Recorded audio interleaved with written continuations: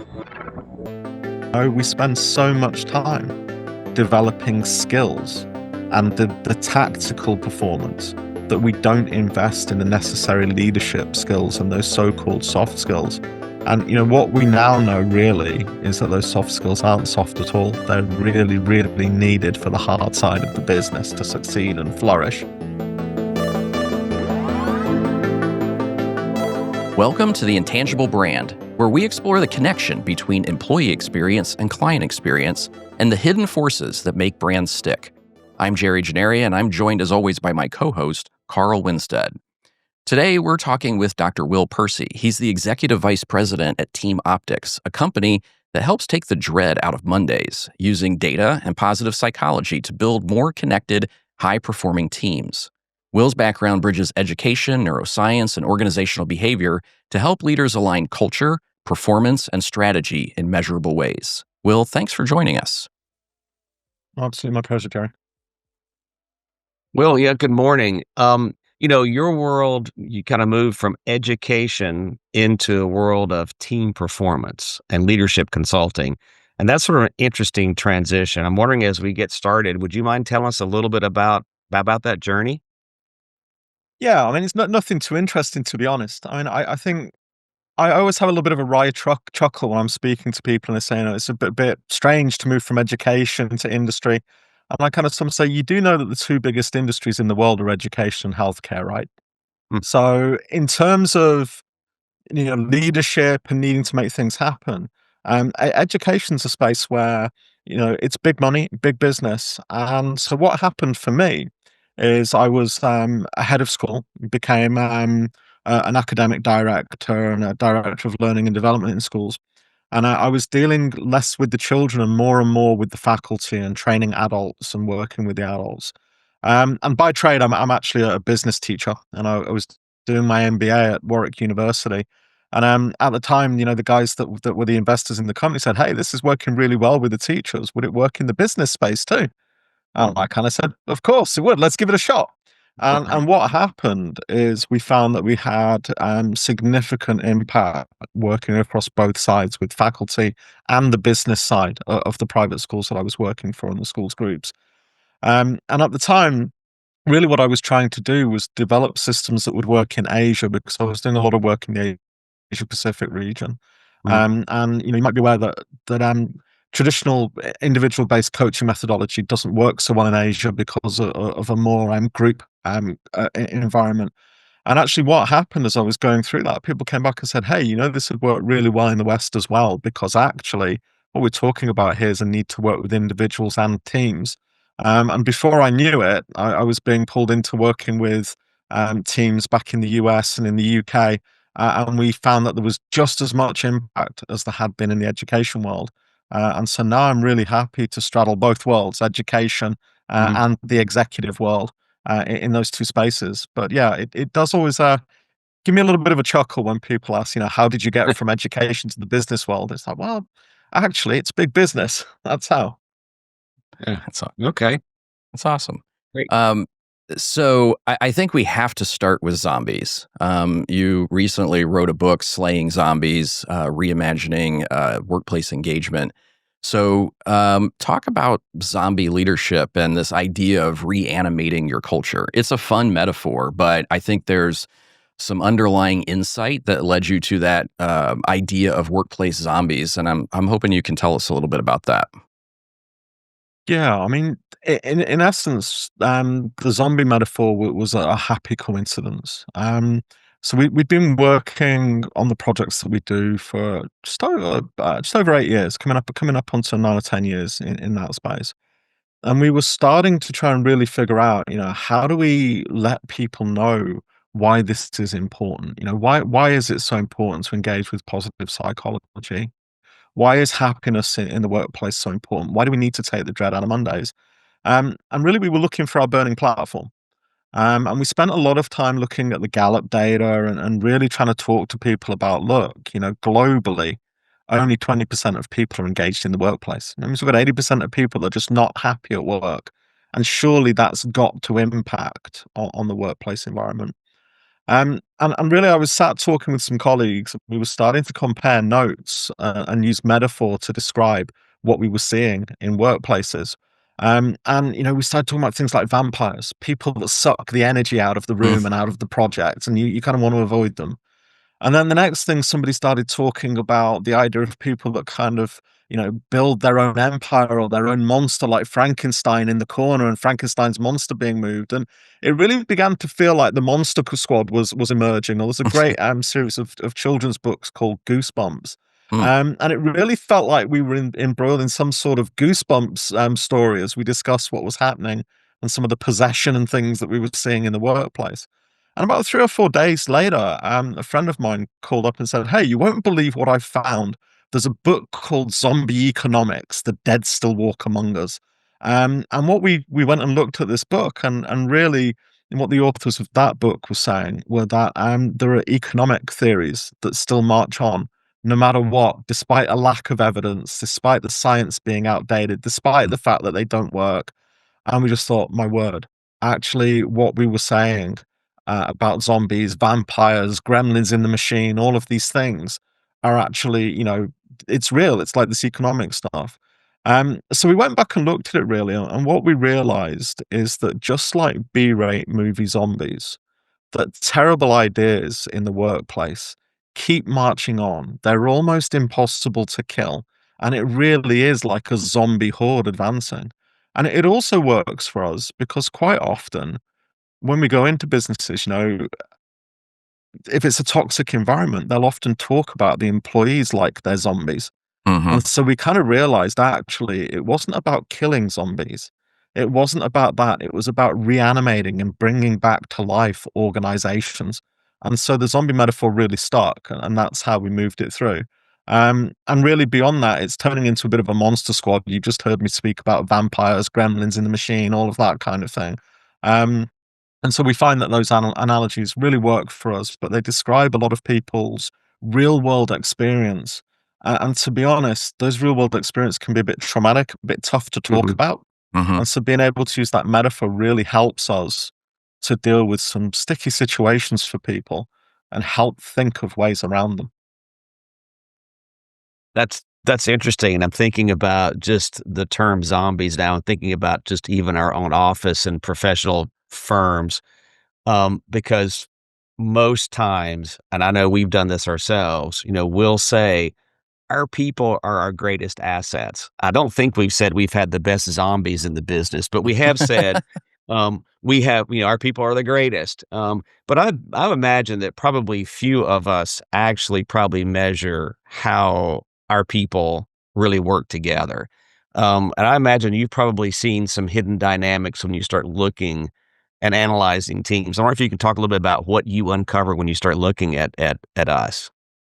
Yeah. So, I mean, I think that the first thing that we have to look at, I mean, let's take it back to what we'd call hard nosed business, the bottom line.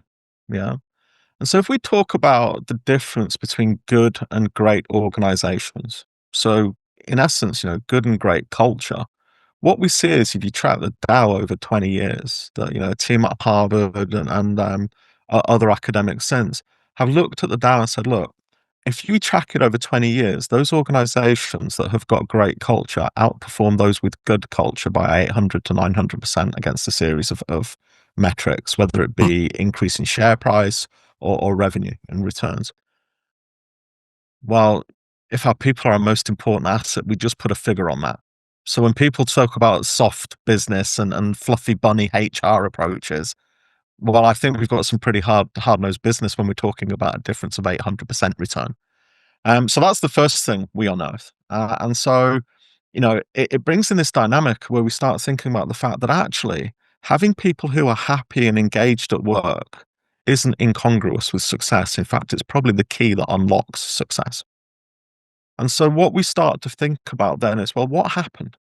Because I've not met very many managers that go into work thinking, how can I make people's life hell today?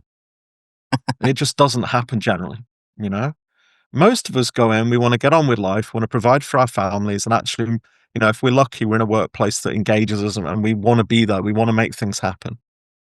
So something happens along the way that actually strangles the life and the happiness out of the workplace. And so what we found is actually it's often an overemphasis on short-term results. We measure results by quarter. And so people want to control. They put systems in place and processes in place to make sure everything's going exactly as they want it to be. People that are looking to get promoted hold on tight and micromanage because they want to be in a position of ensuring they're successful and the team's successful. Hmm. Now, the truth is, these systems and processes are critical to success. And the Big Four would tell us that, businesses that have systems and processes are 80% more successful than those that don't. So clearly they're really important. But that's tactical performance. The question we start to ask and the metrics that we're interested in is, so what takes you from good to great? Because actually, most of these good businesses hit a glass ceiling. And the answer that we see in the research is agile performance. So being able to change when things don't go as they were planned to go. So in other words, when your systems and processes aren't useful anymore. Yeah, when it doesn't go the way it should. And so what we start to look for and to measure is actually how good are teams at dealing with each other? How good are they unlocking this discretionary effort so that people are willing to go beyond the systems? And what we found out with that then is that actually it requires a manager that doesn't want to micromanage, that can create psychological safety, that can unlock that discretionary effort. Hmm. And actually, quite interestingly, as we move away from over control and trying to get more and more blood out of the same stone, we actually unlock the power of our people. And that's the really, really key thing that we're looking for. What's the difference between tactical and agile performance? And what are we doing to keep learning? So if we dig in on that just a little bit more and look at, I don't know, what I might call collaboration patterns, what are some of the signals that you see that a team is healthy versus a team that's struggling, even if things are, kind of looking okay on the surface? Okay. So I think there's a couple of things for me here, Jerry. I think the first thing is, people talk to us a lot about toxic culture. Hmm. And so, when we're looking at the unhealthy, people expect us to come in and to look at that. And so the first thing that people think is that toxic culture only arises in a space that's highly competitive. We've all seen it. I just talked about people working for promotions, stabbing each other in the back, stepping Right. over dead bodies to get to the next rung on the ladder. But actually, the fact is that toxicity arrives in many different kinds of environments and in many different ways. So, if we think about it, the first thing we talk about is four key kinds of culture that research shows. So, collaborative, creative cultures, competitive cultures, and controlling cultures. And actually, the best culture is a good mix of those. As we just said, if you don't have control, then you don't have systems and processes. We Hmm. need competition because, hey, we're in a business world, and this is about either doing well for our stakeholders or achieving the bottom line metrics. But on the other hand, you also need the creativity and innovation that comes in those spaces too. So we want a good balance between those things. And what we're looking for when we go in isn't just hyper competitiveness as being toxic. But let me give you an example. For instance, an organization that is hyper creative, that is really smashing it, coming up with new ideas, great new ways of doing things. But the trouble is that they never get to market because they don't have the systems and processes to turn it into something that people want. They're not Hmm. able to market effectively. They're not competing in those spaces. I would say that's a form of toxicity. And what we actually find, what's the flavor of the toxicity there? It's normally that the leader is not able to harness the creativity. And we use a metaphor of a lightning strike in a creative environment. How do you bottle lightning? Hmm. How do you then turn that into something that goes to market effectively? And actually, why that becomes toxicity is it leads to chaos. People aren't sure of the way things go forward, and they're not sure of how things happen. So I guess the first point I want to make is that what we're looking for isn't just traditional toxicity. And there's flavors of toxicity within those areas, and the strengths that come from each of those things that we need to play to as well. The next thing that we're looking for is really, is it a psychologically safe space? And psychological safety is something that people talk a lot about, and that I think is very, very misunderstood. in the workplace. So, let's be clear. Psychological safety doesn't mean I have a job forever and I can do whatever I want in the workplace and get away with it. When we think about psychological safety, what we're saying is, when we join an organization, that there's kind of there's a psychological contract that goes into place. The employer's saying, I'll pay you, I'll support you, I'll help you grow, and in return, you're going to do all you can to work with this mission and vision that we're employing you because you told us you align with, and you want to keep moving forward. So there's that contract in place, and that kind of means that we need support, but we need a healthy dose of challenge as well. This idea that we need to be able to challenge each other and support each other. And actually, one of the key things that we see in organizations where things aren't going well is that there's a false psychological safety. Everybody kind of plays like they get along fine and everything looks like there's a veneer of niceness. But actually, one of the key questions we ask is, or two key questions we'll ask, we ask people to rate against statements. And one statement is, it's safe to take appropriate risk in my workplace. Hmm. And then the second statement is, it's okay to disagree with my manager. And what we find out quite quickly is that actually in environments where there's a false psychological safety, people will act to keep the peace because they're afraid to be able to make mistakes, to be able to learn or do things that require that. And they can't challenge the status quo because people are holding on tight. They're looking for that tactical performance. They're looking to move up the career ladder, not necessarily to get the wins that are needed and that will build long-term success. Interesting. Yeah. As we're talking about teams, and even just data, I think as a business person, we're very used to data when it comes to like money and, cost of goods and all of that. But you are really using data to gain insight into how our teams are working and interacting. And that's could be a little bit different of a shift for us, I think, as leaders.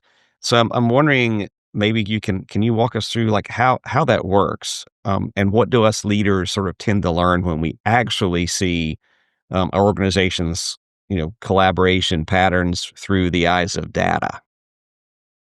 Yeah. So, I think that the first thing that we see a lot with leaders, they're so used to measuring tactical performance Hmm. that they've got that nailed down so much that when we introduce the idea of agile performance, discretionary effort, and people being engaged at work, that actually that gets quite scary because the first time when we look at that, not surprisingly, the metrics normally flatline. So Mm. managers that have been used to seeing themselves as very successful, we hit all the goals, we're making money, we're doing all Mhm. of these things. Then suddenly when we ask them, so, what learning plans are in place for people? How often are people spending playing or experimenting with new ideas to move things forward? How are you ensuring that people are actually engaged and that they're reaching their full potential and purpose in the workplace? And all of a sudden, those metrics actually show that there's some serious gaps. Hmm. And it can be difficult for managers to grapple with that. Mm. Um, and so we spend a lot of our time actually trying to define with managers the difference between people being happy and actually people being really engaged at work. And there's a big difference. A Yeah. lot of organizations will use happy hours and all of that kind of thing to raise engagement, and actually it won't achieve anything. Interesting. It's about in the moment. They may say, well, we give people great bonuses and we've got amazing pay packages in place. Well, that's great. That'll keep you happy for one day a year when you get the bonus. And Right. so the challenge with money is actually it's the icing on the cake, not the cake. And people expect to be paid well. And then Mhm. if you get the bonuses and things in place, they literally do that. They don't fulfill people and move them forward. So remuneration is a bit explosive to play with, sorry. So Mhm. what do we then have to work with? What is it that surprises the managers? And actually, the fact is, it's about people feeling connected at work. And if you look at what the generation want now, and by the way, for the under 35s, there's the worst engagement that we've seen since we started tracking engagement. Wow. So Wow. under 35s are not happy at work. And actually, what they're telling us is that the relationships at work feel thinner than ever before. so they don't feel authentic, they don't feel connected, that they're not connected to their manager, Mm. and that they don't see that their um, personal development is being dealt with. There's no real room for growth and for movement in that space. Now, actually, that tells us a lot, because what it tells us is that they want relationships with their managers, that it's not Mhm. necessarily about career growth and moving up a career ladder, but about personal growth, about feeling connected to a team, about feeling part of something bigger, about feeling that my purpose and values align with organization purpose and values, about feeling that somebody actually cares. Am I reaching my full potential? And am I being grown by those relationships? And so what we actually see, and we feel bad for managers, by the way, because now younger managers are showing that they're more disengaged than ever before too, and Mhm. that they don't feel capable of dealing with the modern work environment. They don't know how to manage hybrid teams. Return to work was done terribly for people, or the return to the office after the pandemic. And some managers are feeling really bad. And what we're actually seeing is there's more and more requirement of managers to coach and to develop others, but actually no training for them to do it. Mm, And so mhm. when they start to uncover all of the importance of these so-called soft skills against the tactical performance, that's actually when managers most often start to feel very surprised about the difference that it makes and how it takes from tactical to agile, and how they can get the mix between those things.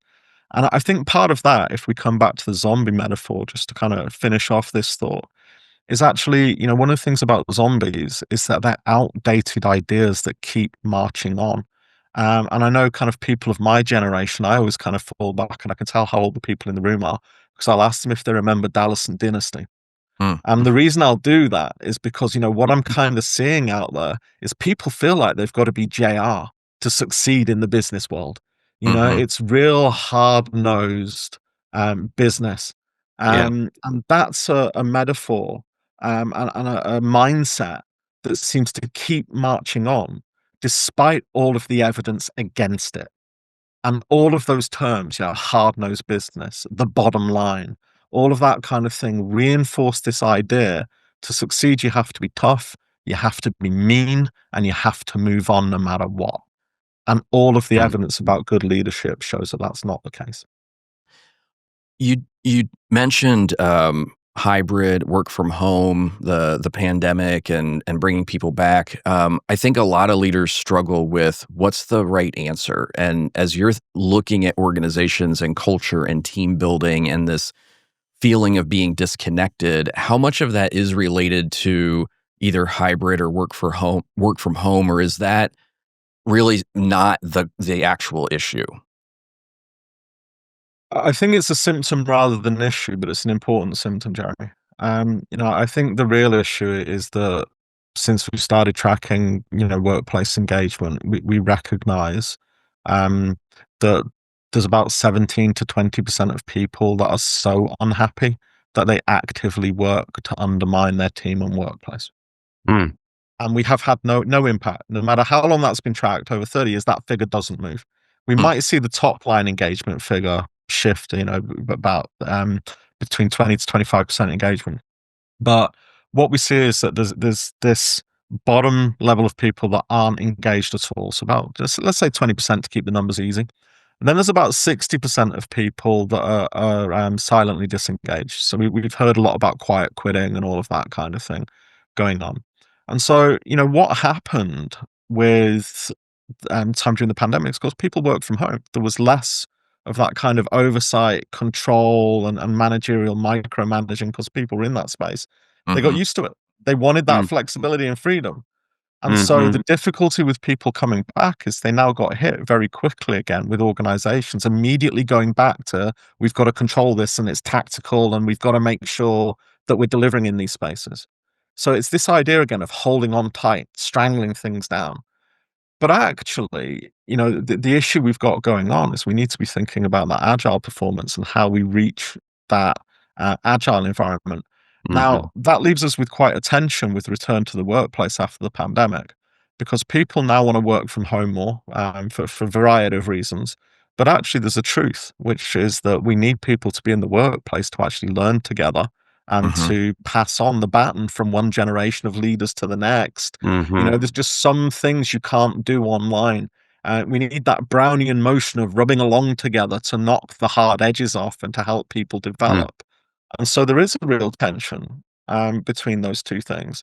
And I think one of the big mistakes that was made in my mind with the return to work, and again, it's about a zombie leadership strategy, is that leadership, it was done to people, not with them. Mm. Oh. And so there were Mhm. quite sudden announcements made. You will come back to work. This is what's going on. And this is why it's good for the business. But actually, there was little time talking about this is why it's good for you. We Mhm. need you Oh, around yeah. in order to get your learning and development right, in order to fulfill your full potential. And where those things were mentioned, what we've noticed is because there was a lot of backpedaling from some quite large organizations, that what they actually did was say things like, okay, you don't need to come to the central office. You can go to one of our satellite offices. And just as long as you're on company premises for X numbers of days a week. But if we stop Mm. and breathe, we then have to ask ourselves, but I'm still not with my team anyway. So Right. why can't I just Right. be remote? And so what we needed to see, I think, and we're starting to see it in more and more organizations, and it's something we facilitate, is conversations about what would it look like to solve this quite complex problem. Here are the boundaries. Here's what we need to achieve. Mhm. How do we do that together? Mhm. And actually engaging with why it's good for everybody, and how that moves forward. So yeah, quite a tense time for companies with that. Some Yeah. quite large mistakes made. But I think the biggest one is this zombie idea of management is done to others. And we would say, let's do it together. Collective leadership will lead to better outcomes. Yeah.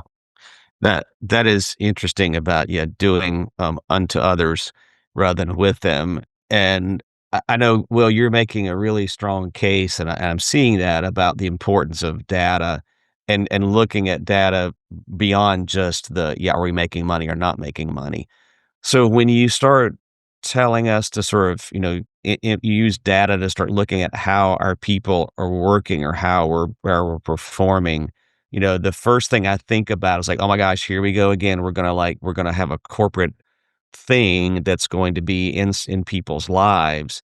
Um, and I think that's not what you're saying, but I think the key or the question is how do we um sort of collect this data, look at that, and not have our teams feel like, "Oh gosh, we're being monitored or dehumanized." Because I think that could be there's probably a real strategy to that, I would imagine. There is, and I will be clear and say one of the things that we discovered quite quickly is there are certain kinds of organizations that we will and won't work with. And the kind of organization that wants to gather this data to monitor and force people to work harder and better is Mhm. a real red flag for us. Mm. What we would want to be talking about is what does it look like to succeed around here? Mm. And we have a little equation that we use that I think really shines a spotlight on this, and it's really easy. The equation is just me plus we equals us. So me, my personal development, my striving to get better and stronger and stronger at what I do, plus we, the team, coming in together and actually bringing those individual strands together and working together equals us, a team of high performing teams. And so when we're looking at data, what we actually tend to try and do is, we recognize first and foremost that many organizations that we go into don't have very clearly defined career paths. Or if there are career paths, it's not very clear about how you progress against them and what skills and competencies you need, or Mm. what does it look like to develop. Even more interestingly, I like to look at the skills maps and ladders. You might have noticed I've got an English accent. I grew up in England lots, on the tube, the underground. But if you look at the metro in the States and how much these lines overlap and it's like spaghetti all over the place. The most interesting question for me is, well, what does it look like to get on one line and hop across to another one? And what might my career look like if everybody doesn't have to get on the slippery pole to being CEO? So Right. what does it Mhm. look like for me in those spaces? And so actually, what happens for us is that we start talking to organizations about what do I need to do to succeed around here? What does it look like for the team to succeed? And what does it look like for the organization to succeed? And now when we start doing that, we start asking, well, what does it look like for us to work together? How do we manage conflict? How do I actually be happy at work? What does it look like to create professional learning communities where people can actually play and experiment with things that are of benefit for the organization? How do we unlock that discretionary effort by letting people have play, fulfill their purpose, or have their purpose align with the organization, and reach their full potential? Mm. And so actually, when you use data like that and start not looking for deficit, but looking for strengths that we can build on to meet the challenges that deficit provides, what we find is that people get behind that, because I think innately we all want to grow. We all want to progress. I think the challenge for us, and we talk about the dehumanizing of data here. The challenge for us is that, since before Common Era, the approach to psychology has actually been one of sickness and deficit. What's wrong with people? How do we fix it? And we love the work of Seligman and positive psychology, but the problem is it's only been around for about 4 decades. Mm. And it says something different. It says, what's right with people in this environment? How can they succeed? Now, what do we do to help them do that? And it doesn't mean that we ignore the deficits. It just means that we leverage strength, hope, positivity to attack those challenges, to attack those deficits and move forward constructively. So if you're gathering data to beat people over the head with it, to find their deficit and find a reason that they're not here, congratulations, you're a zombie leader. Hmm. If, on the other hand, you're looking to reanimate your organization by finding people's strengths, by helping them connect, by helping them learn with each other, then actually you're onto something really special. And I think that's why we use data in the way that we do. And, when people come back to us and they say, this positive psychology stuff, it's all a bit fluffy and it's all a bit soft, isn't it? We kind of smile knowingly and stop and say, look, do you want to be kind or do you want to be nice? Because most of you spend your time fighting and not moving into difficult conversations, avoiding conflict and doing all of those things. But actually, positive positive psychology and all the things that we use allow us to be kind to each other, clear about our expectation, supporting each other and challenging each other to meet them, and then creating the kind of psychological safety that takes us beyond the glass ceiling of tactical performance to this beautiful agile space that we know leads to 800, 900% better return. So psychological safety, as a leader, how do I strengthen that in the organization? Or create it? Trust. Yeah. So it really comes down to us to two things. It's rapport and trust. And rapport is about relationship from our perspective. There's individual relationships and showing people that you care, that you have empathy, communicating, building connectedness is just so important in that space.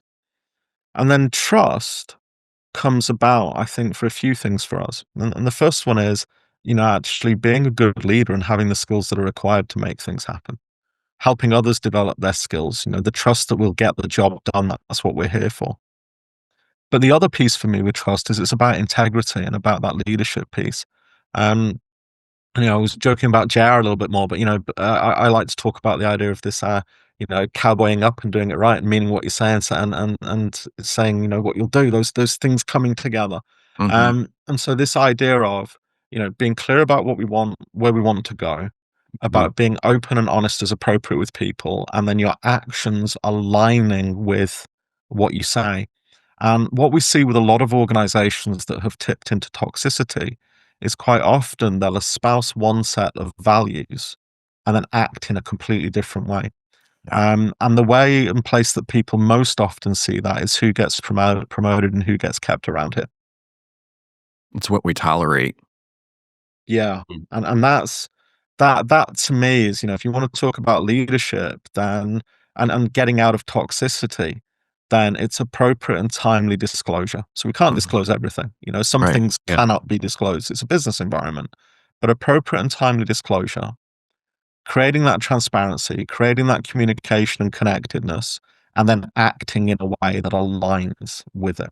So those values actually come into life. Yeah. Being consistent. So that's with those interesting. values.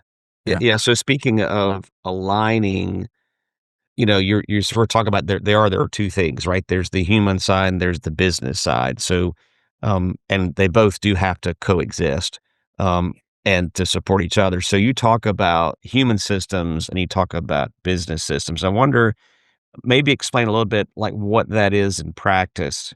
And I imagine there's also some dynamics of when those systems are out of sync that are probably important to talk about. Yeah. Um, so I think the first thing for me is that there's no difference between the two. Mm, So if we pause for a moment and think about this, every colleague, every leader, every employee, every customer, every stakeholder is a person.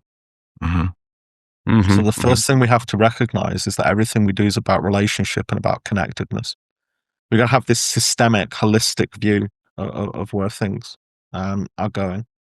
And I think where things really get out of sync is when we've dialed down the systems and processes so much that it just becomes about control and people become a cog in a machine. And it's a yeah, metaphor we use a lot in business. Now, systems and processes are critical for business success. But mhm, what happens is we look for quarterly returns and we look to just justify leadership, promotion, all that kind of thing. We seek to hold on too much. But actually, if we want to go further, what we need, and this is really important in an increasingly volatile, uncertain, complex, and ambiguous environment, is we actually need people to be able to see what's happening on the shop floor and to care enough to say, hey, we need to change this system or process. Mm. We need to align with the environment.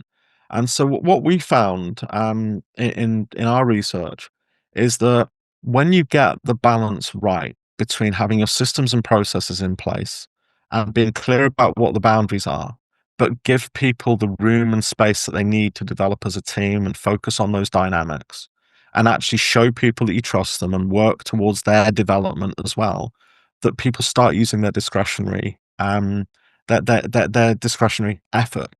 And what happens at that time, quite ironically, is actually the systems and processes that were being used to control people modify and adapt more quickly to adapt mm, to the to adapt to the business space that you're in. And so mhm, that then becomes a competitive advantage. We've worked with our team, we've got communication working well, we've got people engaged in the work that's happening. And then they're more willing and able to say, hey, this isn't working. If we just did this, we'd better meet the needs of our customers. We'd be more aligned with mhm, what's needed in the market. And so we find that when that happens, organizations that create that space actually align to market changes and the volatile environment faster than their competitors. And that's how organizational learning becomes a strategic advantage. So our argument would be they're actually not separate. It's about building them so that they coexist and that you've got this ecosystem that supports the release of that discretionary effort, which in turn builds better systems and processes. Mm. Yeah. hmm, So we work with a lot of organizations that are going through major change, and I think that you do too. Mergers, growth, transformation.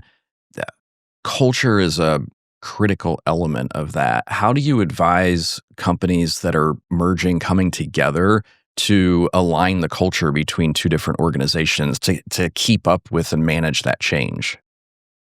Yeah, that's a tricky one, Jerry. I mean, that's a really thorny one to grasp. So I think the first thing for me is if we step back to that original piece, when we go into organizations, we usually ask a couple of questions. And the first one is, who's in charge of finance?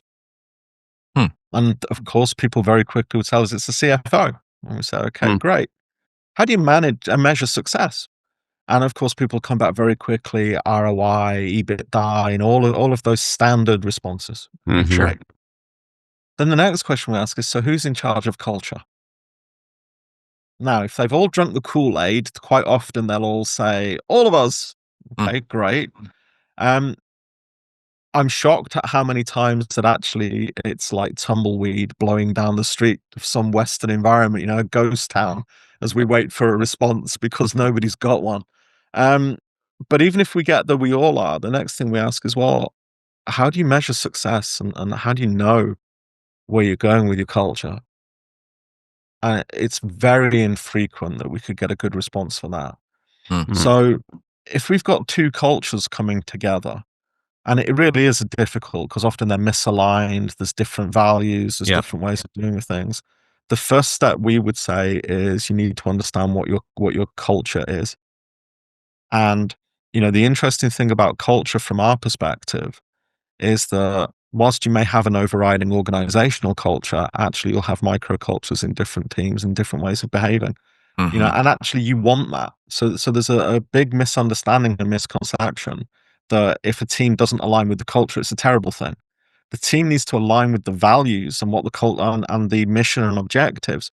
But actually, I probably wouldn't want my research and development department to have the same culture as an engineering team. Mm. Mhm. So understanding what microcultures are, what the greater organizational culture is really important because it helps us understand how teams are perceived within the predominant culture, how they can Mhm. work within it. But if we're now merging two organizations together, then actually we need to understand what both cultures are and how we can get the best from them both and bring them together. Interesting. And that would really take us to the next step. We do a lot of work with organizations helping them think through their values, Mhm. and how those values, are acted on to build culture. But also for individuals, how do their personal values align with the organization? And merger and acquisition is actually a great opportunity to think about the culture and where we want it to be. Mhm. And then Mhm. also to ask ourselves, what are our values and how do they align with that? How do we act on them? And also, because we're creating this dynamic of working from an individual to a team to a corporate level, there is a chance for individuals to feed back and let the organization know where values might be outdated, where values might be missing, where actions don't align with values.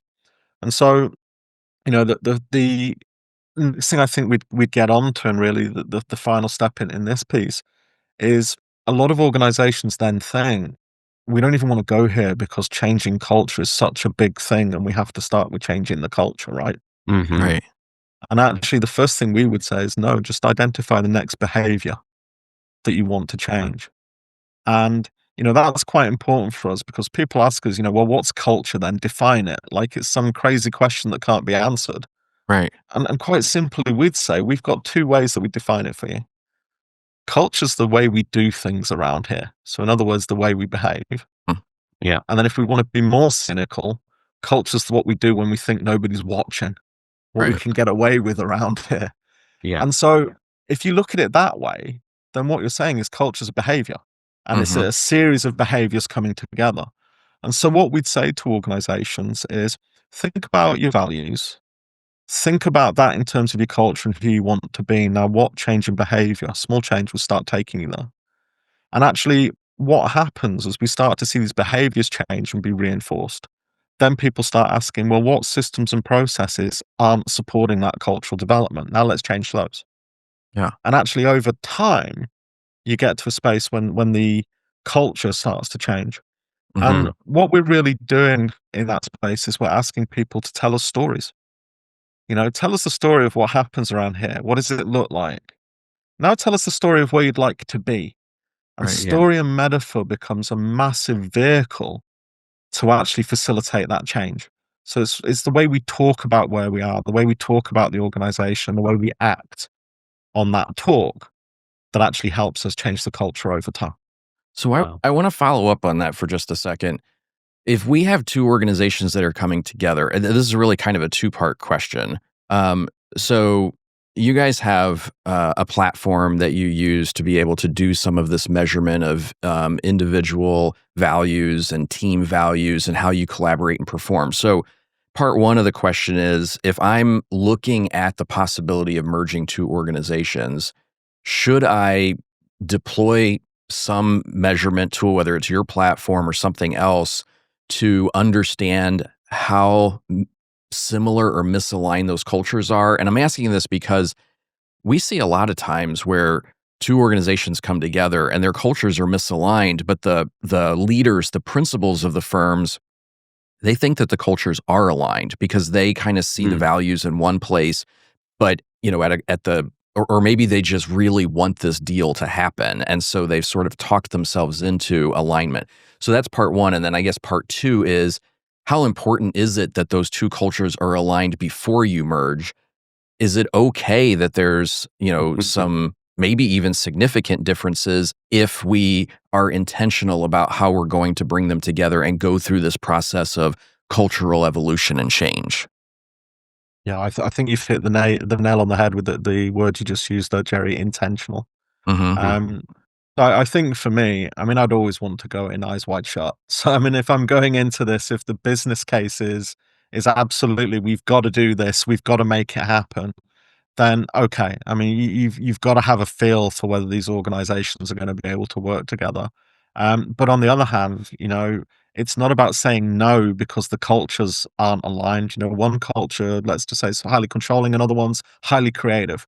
Mhm. We've got to recognize that that's going to cause some conflict as these two things come together. And actually, for me, the important thing then is being intentional about how we bring those things together and look for the strengths in both of the cultures and how do we capture the strengths. Um, in my own personal life, my wife is from Asia, and so obviously our children pull on both cultures. And sometimes, when I'm disappointed, I will say to my little boy, "How do you manage to pull the worst from both cultures?" And that's actually changed across to us in the business space. How do we grab the best from these things and pull them together and be Uh-huh. intentional about that? Mhm. And they're conversations I'll have at home, but they certainly resonate with bringing two cultures or with two children together and thinking, hey, how do we play nice? And what does Mhm. it look like to get the strengths from both cultures? Because we know that if we have conflict, infighting, unhealthy competition, it will derail any business reason that we brought those organizations together. Yeah. Wow. Um, I think what I'd introduce here is this idea, Jerry. We talked a moment ago about the human element and the systems. Mhm. We've got to step back a Mhm. second and think about the psychology of what's going on here. And so, what we have is people, the Right. organization, and the link between a person and the organization is actually the role that they have in the organization. So Jerry, I'm sure you're a really nice guy. We've spent time together. I enjoy being in your presence. But actually, that doesn't mean anything for Toki, does it? No. Yeah. Jerry, nice guy. But Jerry, CEO, the guy that's at the top dealing with that, now all of a sudden there's a role that Mhm. defines who you are in that space and makes the Mhm. link between you and the organization, your behaviors and things that happen there. Mhm. Now, that's that's quite significant for us. So many of us define ourselves by the roles and things that we do, or they become a major part of our life. And actually, when we take a role away from people or we redefine that role, then actually we were in some quite tricky ground. We want to make Mhm. sure that we're doing that and working with people. And so what we know psychologically is that we all develop attachment styles when we're young, and we think about how we attach and relate to others. Mhm. But actually, that plays out in the workplace for us as well. If my role is being changed, taken, developed, actually, the baggage I bring now impacts on what's happening at work, and it would for all of us. Yeah. So being really intentional and thinking about the human cost of what's Mhm. happening, letting people go with dignity if that's necessary, but also then remembering the people that we've kept. How do we renegotiate those roles? Preferably so there's a significant overlap with the old role.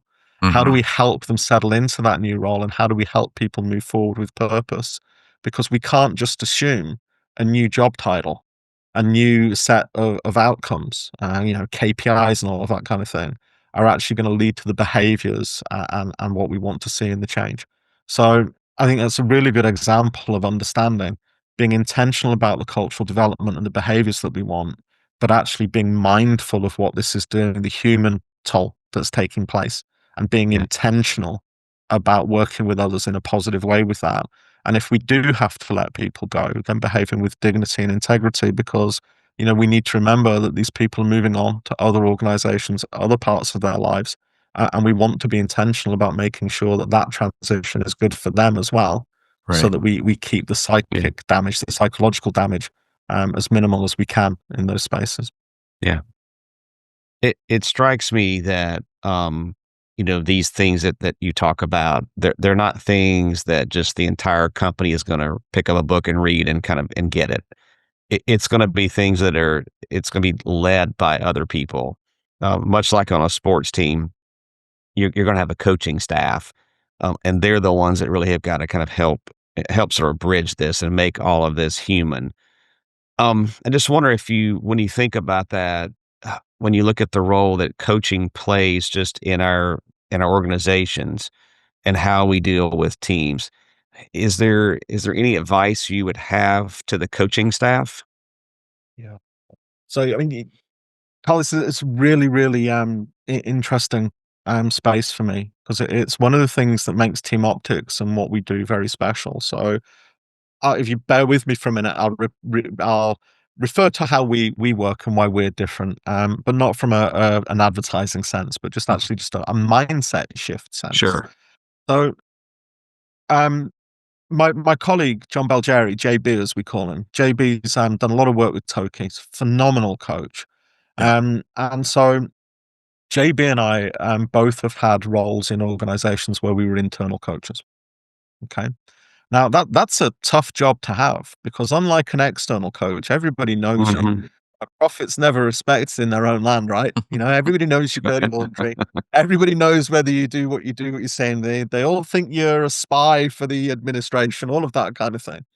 Um, but it actually gave us a really interesting insight into coaching because what we noticed is in the business world, coaching was being used predominantly by the C-suite and maybe, kind of the next rung down and everything. And we started to ask ourselves, what's going on here? Because if it works and it's so powerful, we need to get more people to have access to it. And then Mhm. over time, what we noticed was that actually a lot of so-called coaching and training was being passed off onto managers. So a lot of traditional HR roles were being pushed onto managers and they were being told, do this. And Right. so we started to go into managerial teams and we'd ask the managers just quite openly from a place of curiosity rather than judgment, um, how many of you coach? And what would happen is about 85% of managers would tell us, yeah, I coach. And we'd say, okay, Mhm. great. Part of what we're going to do today is ask you guys to have a simulated coaching conversation. We're going to give you a scenario and we'd like to see you go through that conversation. Now, bear in mind when we asked the managers, do you coach? We also asked them if they'd had training, and less than 10% said yes, they'd had formal training for coaching. Mm. So Mhm. it then shouldn't surprise you that what we found is of the 85% that said they could coach and that they'd been coaching in their job, 90% of them couldn't. Yeah. Right. So Yeah. this gets a little bit worrying, doesn't it? And so Yeah. what we realized is that actually we needed to shift the role from being, just these internal coaches or external coaches to growing what we call a coaching mix, a coaching ecosystem. And Mhm. so we absolutely do develop internal coaches and we provide external coaches. You don't want your C-suite being coached by coaches within the organization. It just will not build rapport, trust, and psychological safety. So external coaching still massively important. Yeah. But what you do want is an internal team, a learning and development team who are focused on helping people achieve their purpose and potential in the Mhm. organization. So that's really Mhm. important. But then we kind of paused and asked a simple question. Who spends most time with the team? And the Mm. answer is the manager, right? I mean, Yeah. if I'm bringing in an external coach, which we do quite often, but I'm going to come in once every couple of months, twice a Mhm. quarter, maybe if we're really lucky to get in and have the time with the team. And so, what we've done that we think's kind of groundbreaking and really important is we've created a light footprint 12-hour training course for leadership skills in coaching. And we found it's been really successful. And so what we actually do, where does this coaching, where does the human element come from it?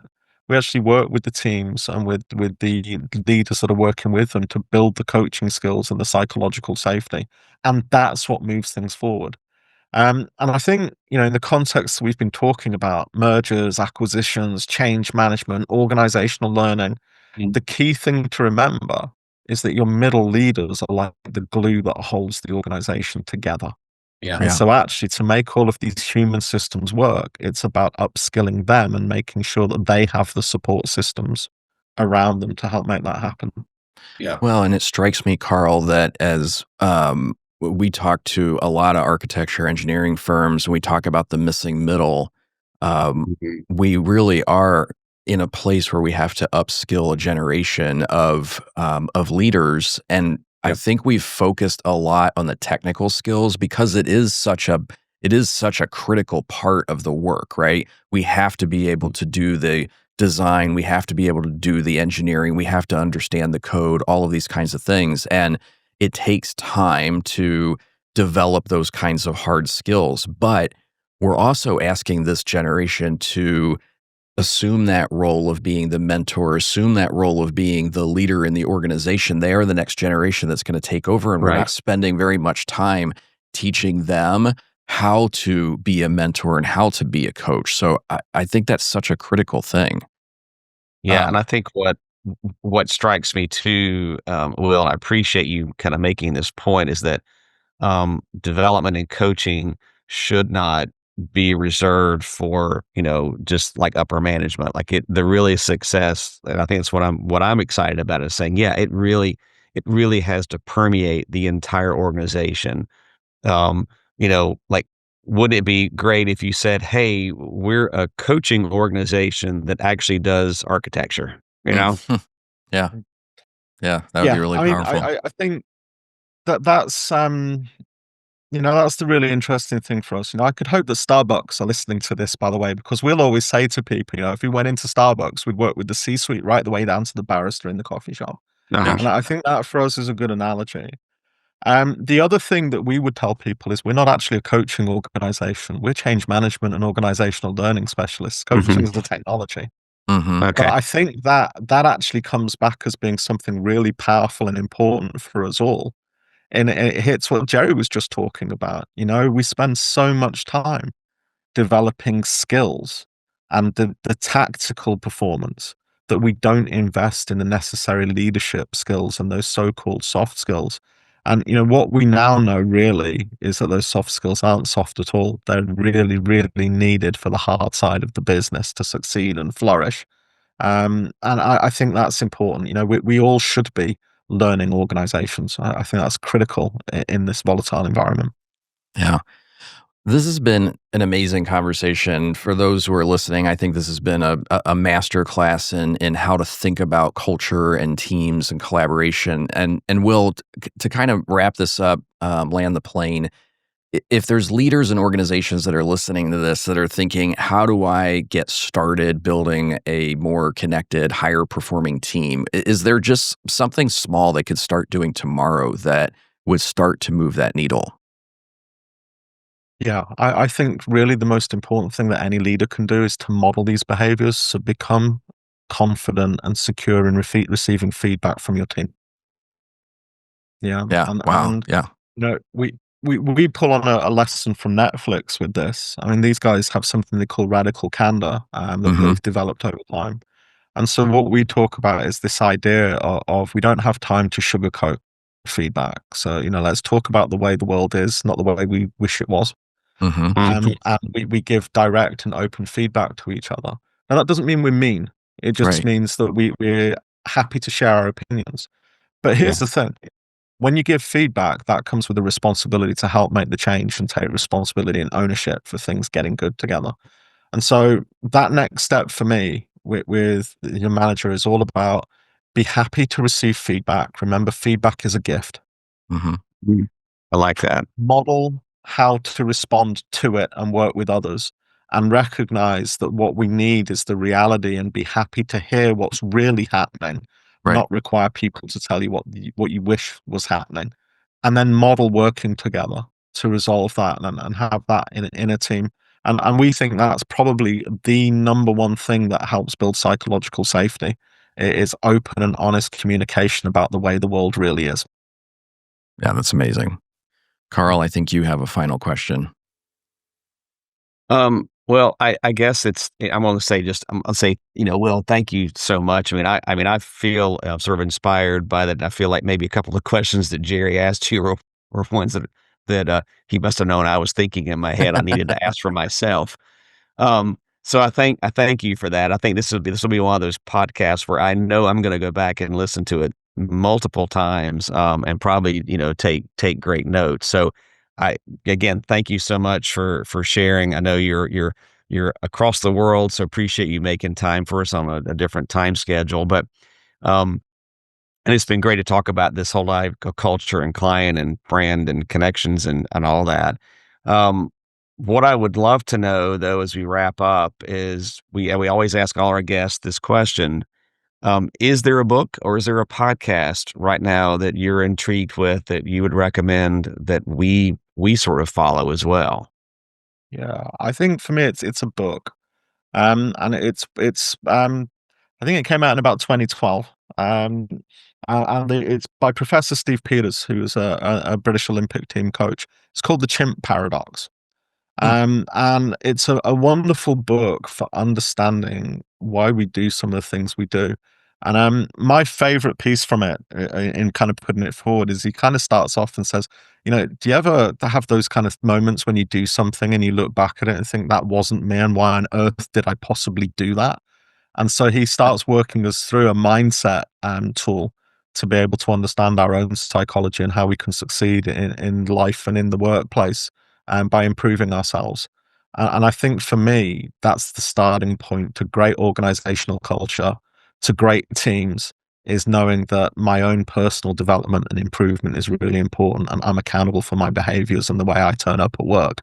And so that book, for me, was actually a turning point in understanding that, and the model that he puts there is just absolutely amazing. So that would be Okay, my suggestion for a read. That's awesome. We'll put that in the great, show notes, thanks. of course. So, Will, as we wrap up, where can our listeners find you online or learn more about your work? We're at LinkedIn, so feel free to reach out and connect with me on LinkedIn. But teamoptix.com is the website they can go to and just see a little bit more about what we do. And if anybody's interested in further conversations, feel free to reach out to us. We're a friendly bunch, and we're always happy to talk about workplaces and the culture. But they're the That's two places. awesome. Yeah, we've been working with TeamOptix for quite some time now, and I would echo that sentiment. Well, that wraps up another episode of the Intangible Brand. If you found value in today's conversation, as we did, please take a moment to follow or subscribe on your favorite podcast platform. Your support, as always, helps us continue to bring these kinds of discussions to all of us. And we realize that you might be watching on YouTube. And if you are, don't forget to like the video and subscribe to our channel. Again, it's another way it helps others to discover the show and join our community. And we'd love to hear your thoughts on today's episode or any episode or the things that you'd like to hear more about in the future. So feel free to leave a review, share your feedback or your questions with us. Tell us what you liked, what you'd like to hear next. You can reach us at hello@theintangible.brand.com. And you also can always connect with us on LinkedIn as well. And we've got a website, and that website address is theintangible.brand.com. There you can find more resources and information about this show. So thank you for joining us on The Intangible Brand. And remember, the strongest brands are built on the experiences they create, both for their clients and their teams.